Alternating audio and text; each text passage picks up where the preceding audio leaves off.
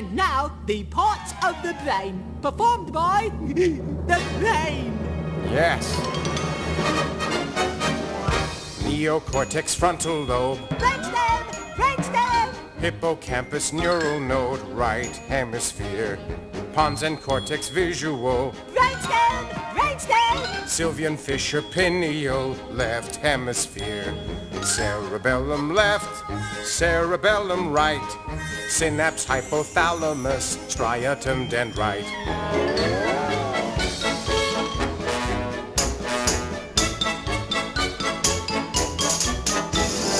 Axon fibers, matter gray. Brainstem. Central tegmental pathway, temporal lobe.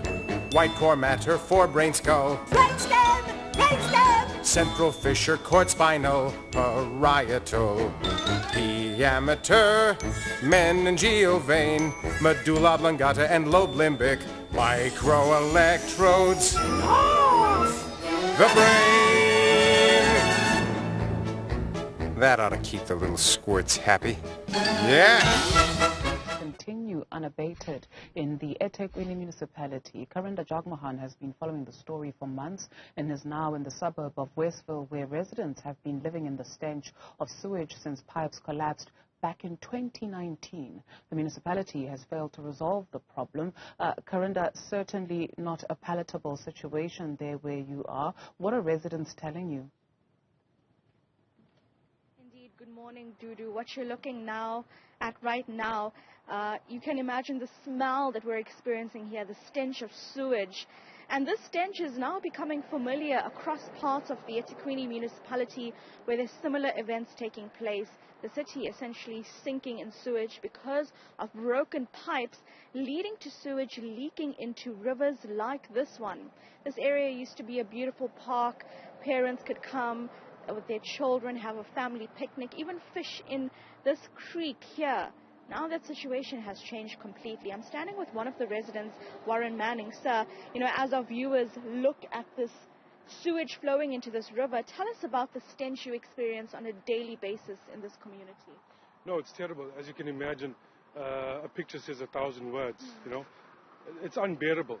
And Durban is mostly a warm environment, humid.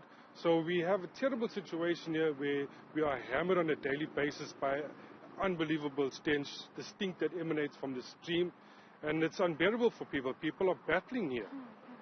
When did this situation start? Because I know the road behind you was damaged during the floods, but the sewage leakages, when did that begin? Well, that predates the floods.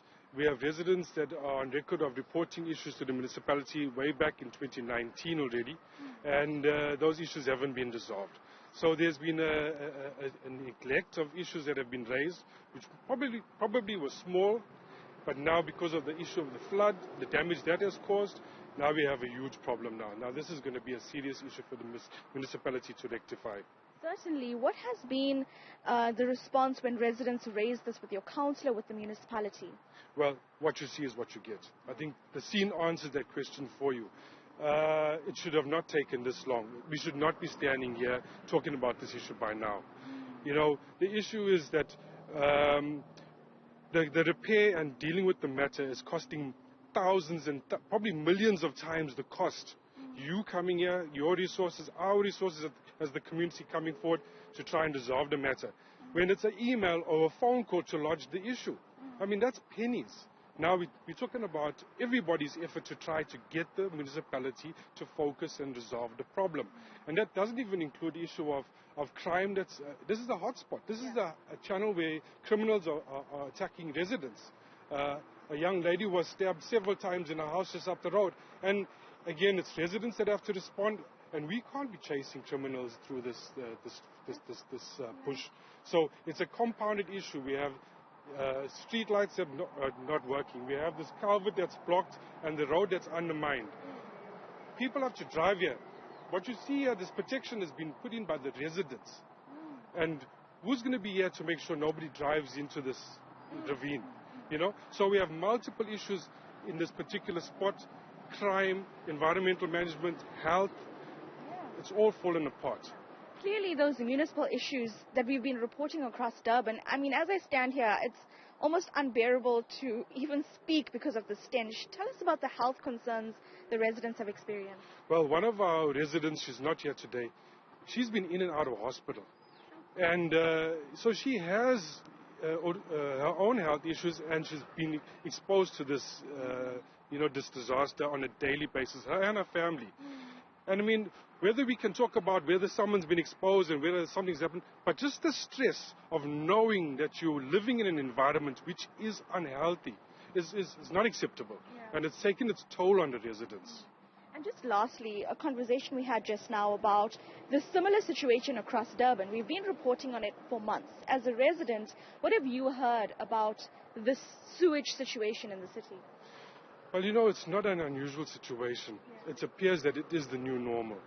And we all stand together across the communities of Durban to say to the municipality, please work with us to resolve these issues as of yesterday. Yeah. We can't continue like this. Warren, thank you so much for your time. I think maybe perhaps come this way, please. I just want to show, due to the residents who put up this barricade here, this road caved in during the April floods last year. We have reported on similar situations where there were broken roads and there was no barricades, but some barricades were put up by the residents of their respective communities. So that's, of course, an infrastructure issue, but as is sewage, it's an infrastructure issue where clearly the infrastructure and sewage network has not been maintained over time.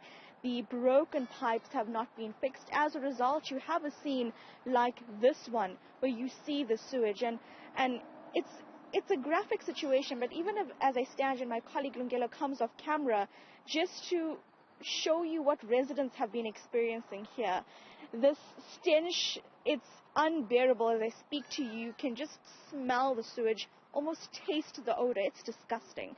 But residents have been living in this for years now, since 2019, and they say that their calls for assistance have fallen on deaf ears. We know from the last council and budget meeting of the eThekwini municipality that money has been set aside to fix the water and sanitation issues plaguing the municipality, but this has been going on for years. We also know that Section 154 is about to be implemented in eThekwini municipality, which means there will be intervention by a national and provincial government in the city, but that has been postponed because at the last meeting when that was about to happen, the majority parties in the municipality, so that was the ANC, EFF and some minority parties too, requested that that presentation by COCTA go to an executive committee behind closed doors before it can be presented to council and thus the public. So right now at a municipal level, what residents say is not enough is being done to fix the situation on the ground as you see it, and as we show you these simple infrastructure issues, residents driving along this road, a hazard as well for their own safety, these barricades put up by the community as well, and for many Westville residents, they say, well, this is not enough. We reported on this at Lemontville as well, south of the city, and we'll go through areas of Westville today to keep you updated on what's happening here, speak to more residents, hear about their concerns, and also give you a response on what the city has to say about this crisis in Durban. Karinda Jagmohan, thank you for that.